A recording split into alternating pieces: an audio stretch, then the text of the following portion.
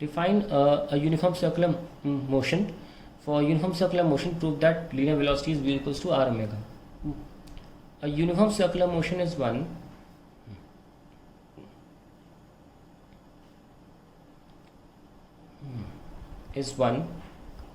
in which the body revolves around a center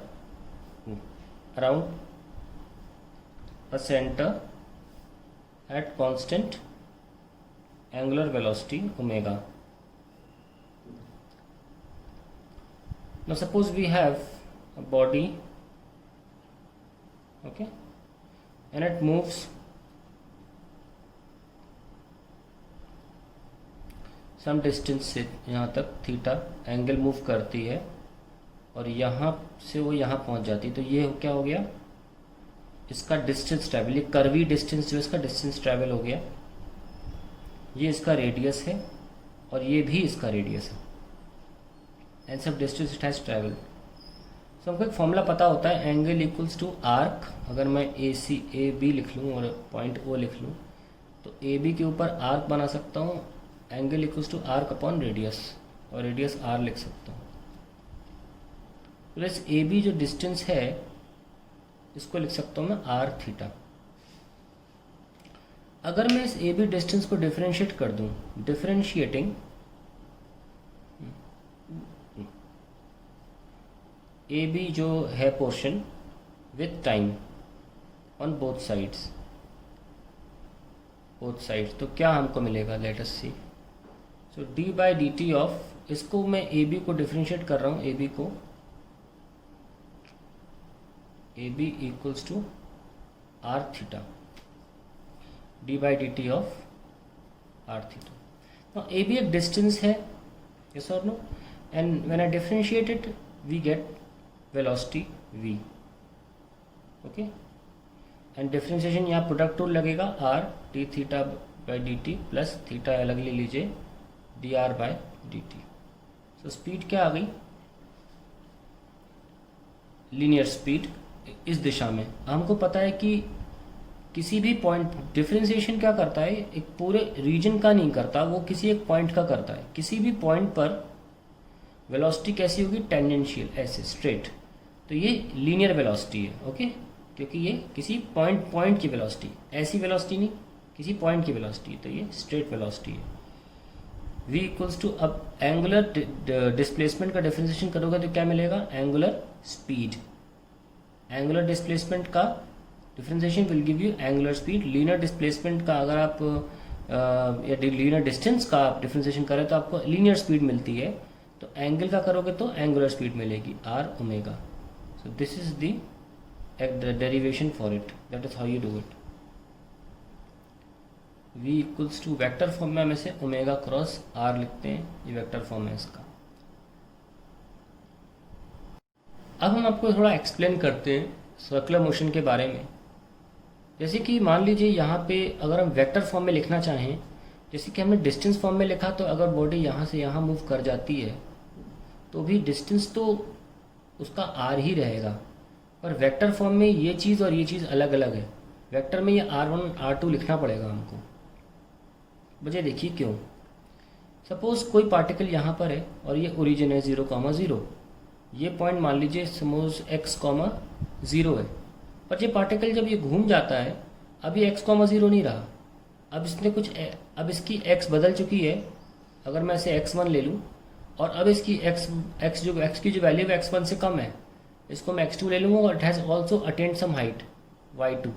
तो आप खुद बताइए, वेक्टर के हिसाब से देखा जाए तो ये वेक्टर अलग हुआ और ये वेक्टर भी अलग हुआ, है ना, वेक्टर फॉर्म में अलग अलग है। और वेक्टर के फॉर्म में देखा जाए तो डिस्प्लेसमेंट अगर हम देखें तो वो ये कर्वी पोर्शन नहीं लिया जाता, वो इनिशियल और फाइनल पॉइंट देखा जाता है। सर ये वो डिस्प्लेसमेंट हुआ जब ये बॉडी अपने x10 पॉइंट से x2y2 पॉइंट पे पहुंच गई। अब ये डिस्प्लेसमेंट लिखा कैसे जाए, late us see.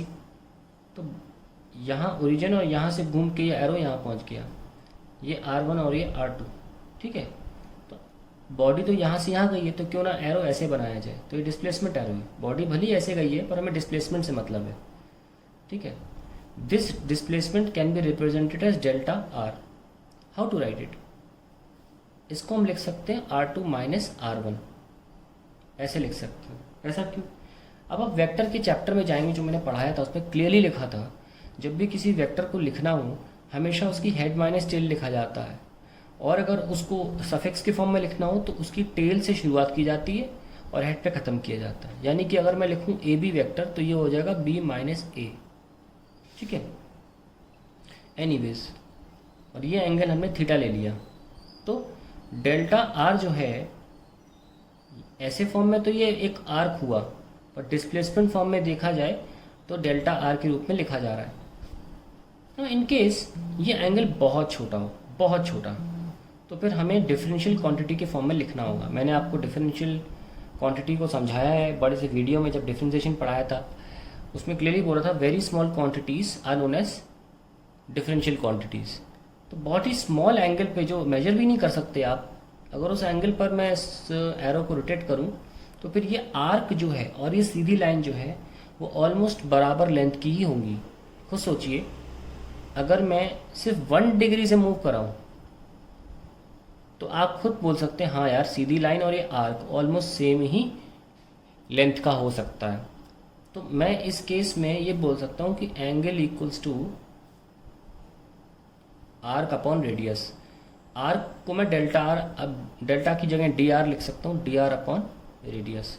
So we can easily write D R equals to R D theta, D R equals to R D theta.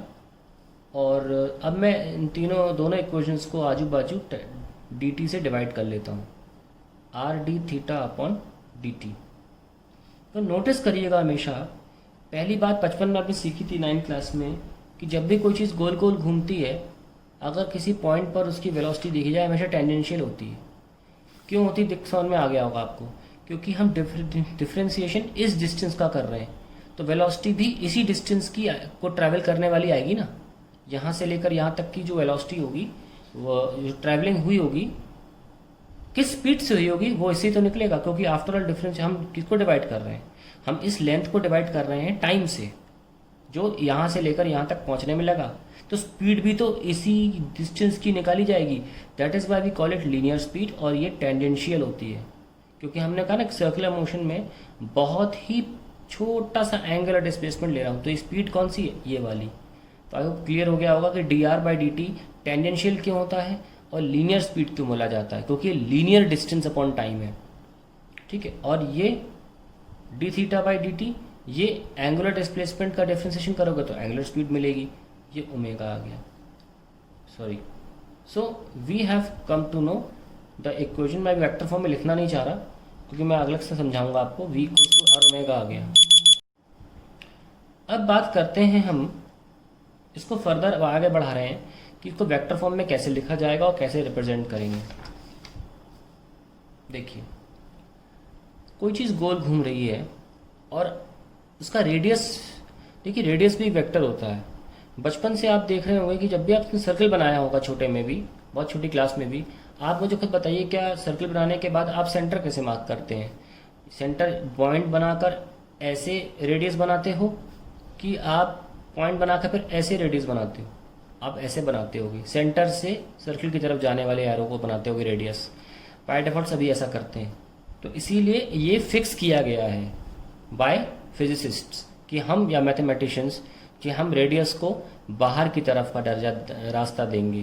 तो radius is always outwards. So radius vector जो होता है बाय कन्वेंशनली है, radius vector is outward, ये इसकी direction है। तो ये आर वेक्टर लिखा जा सकता है। अगर कोई बॉडी ऐसे एंटी क्लॉकवाइज घूम रही है तो इस जगह पर उसका वेलोसिटी वेक्टर किधर होगा? ऑब्वियसली इधर। भाई कोई चीज़ ऐसे ऐसे घूम रही है तो वेलोसिटी इधर थोड़ी ना होगी। अगर कोई चीज़ ऐसे ऐसे घूम रही है तो वेलोसिटी इधर ही तो होगी। तो ये वी भी हो गया, ठीक है। तो अब बारी एक तीसरे पैरामीटर की आती है, ओमेगा। ओमेगा की, omega small omega actually, small omega, small मतलब जैसे हम इंग्लिश अल्फ़ाबेट में बोलते हैं ना, small A capital A, small A होता है, ए कैपिटल ए होता है, ऐसे ही ग्रीक में भी होता है।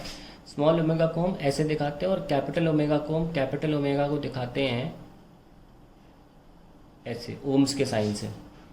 खैर, अब वो ओमेगा कहाँ है? हमारे पास v equals to R omega आया है। अब हमारे पास दो ऑप्शंस हैं, v equals to omega cross R के, और एक है v equals to R cross omega का। दो ऑप्शंस हैं, इसमें से कौन सा सही है? लेट अस सी। हमारे पास वेलोसिटी निकल के आ रही है, तीसरा वेक्टर वेलोसिटी का है। नोटिस करें कि हमने आपको क्रॉस प्रोडक्ट में क्लियरली समझाया था, अगर एंटी क्लॉकवाइज रोटेशन कर रहे हो, एंटी क्लॉकवाइज रोटेशन कर रहे हो, तो जो वेक्टर है, जो जैसे मान लीजिए ए क्रॉस बी लिखा मैंने, अगर ये ए है और ये बी है, तो अगर क्लॉकवाइज है तो ए क्रॉस बी का डायरेक्शन अंदर होगा, और अगर ये ए यहाँ होता और बी यहाँ होता तो एंटी क्लॉकवाइज होता, तो डायरेक्शन ऊपर होता। ये पेन में चलता है, मैक्सवेल का ऑक्सील रूल है ना, ये देखो, जब मैं इस पेन को खोल रहा हूँ तो ये बाहर आ रहा है ना, अंदर आने के लिए मुझे बंद करना पड़ेगा क्लॉकवाइज, उसी से निकलता है ये। तो हमें देखना पड़ेगा कि हमारा ओमेगा होना कहाँ चाहिए, ठीक है। दूसरी बात, हमारा जो तीसरा वेक्टर होता है, जो यहाँ वेलोसिटी रोल प्ले कर रहा है तीसरे वेक्टर का, और दो वेक्टर्स का क्रॉस प्रोडक्ट हो रहा है, ये हमेशा इन दो वेक्टर से 90 डिग्री पर होगा। तो आर के साथ ऑलरेडी, क्योंकि आर रेडियस है और ये टेंजेंट है, टेंजेंट और रेडियस हमेशा 90 डिग्री पर होते हैं, तो एटलीस्ट वेलोसिटी ने अपना रोल प्ले कर दिया, आर के साथ 90 डिग्री होकर अपना काम पूरा कर दिया। वेलोसिटी को ये भी ध्यान रखना है कि इसे ओमेगा से भी 90 होना है, यानी कि ओमेगा के पास केवल दो रास्ते रह जाते हैं, या तो वो ऊपर हो सकता है या वो नीचे हो सकता है। इधर हो नहीं सकता, वेलोसिटी के साथ हो जाएगा, इधर हो नहीं सकता क्योंकि आर और ओमेगा अगर एक ही दिशा में होगा तो उनका क्रॉस प्रोडक्ट 0 आ जाएगा, क्योंकि क्रॉस प्रोडक्ट का फॉर्मूला होता है ए बी साइन थीटा, और अगर ए और बी यानी कि आर और ओमेगा के बीच में कोई एंगल ही नहीं हुआ तो आंसर 0 आ जाएगा, तो आर इस दिशा में भी नहीं हो सकता। तो 90 डिग्री होने के लिए ओमेगा को या तो ऊपर का रास्ता देखना पड़ेगा या नीचे का, ठीक है। तो अब देखते हैं, सपोज हमने नीचे ले लिया, सपोज हमने ऊपर ले लिया, ठीक है। अगर ऊपर लेने पर ये वेलोसिटी का डायरेक्शन जस्टिफाई हो जाता है तो फिर ऊपर ही सही साइन है। और आज के बाद हम ये ध्यान रखेंगे कि एंटी क्लॉकवाइज जब भी कोई बॉडी मूवेगी तो जितने भी रोटेटिंग वेक्टर्स हैं, जैसे कि एंगुलर वेलोसिटी, एंगुलर एक्सेलरेशन या एंगुलर डिस्प्लेसमेंट, वो सारे ऊपर होंगे। और अगर हमारा वेलोसिटी का वेक्टर ये जो है ये गलत आया और इधर आना चाहिए था, तो ये वेक्टर नीचे होगा और फिर हम उसका उल्टा मान लेंगे। Let us see. तो अगर ऊपर है तो कैसे दिखेगा, देखिए v equals to let us see, हमने ओमेगा, हमें तुक्का मारा, लेट अस सी कि वो क्या करता है। अब अगर हम ये चुन लेते हैं omega cross R, omega cross R का मतलब हमने क्रॉस प्रोडक्ट में क्लियरली समझाया, क्रॉस का मतलब होता है ओमेगा का आर में जाना। तो ओमेगा का आर कैसे जा रहा है, क्लॉकवाइज सेंस में, और क्लॉकवाइज, तो यहाँ से हम देख रहे हैं तो ओमेगा आर में जा रहा है क्लॉकवाइज, तो यहाँ इस पॉइंट से नेट रिजल्ट अंदर की तरफ आना चाहिए। तो वेरी गुड, ये सही था उसमें भी। और दूसरी बात, अगर हमने ये चुना होता आर क्रॉस ओमेगा तो ये एंटी क्लॉकवाइज होता और वेलोसिटी को इधर आना होता। आपको बताइए कोई चीज़ ऐसे ऐसे मूव कर रही है, उसकी वेलोसिटी यहाँ होनी चाहिए कि यहाँ होनी चाहिए, है कि नहीं, तो वेलोसिटी यहाँ है।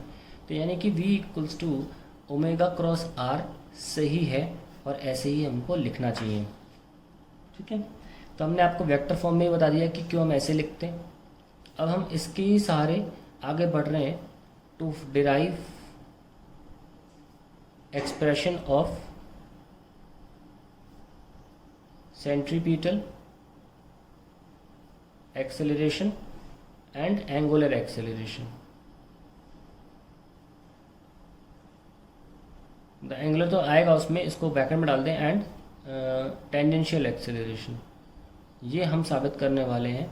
और इसके लिए हम अलग वीडियो बनाते हैं क्योंकि ये बहुत इंपॉर्टेंट टॉपिक है, ठीक है।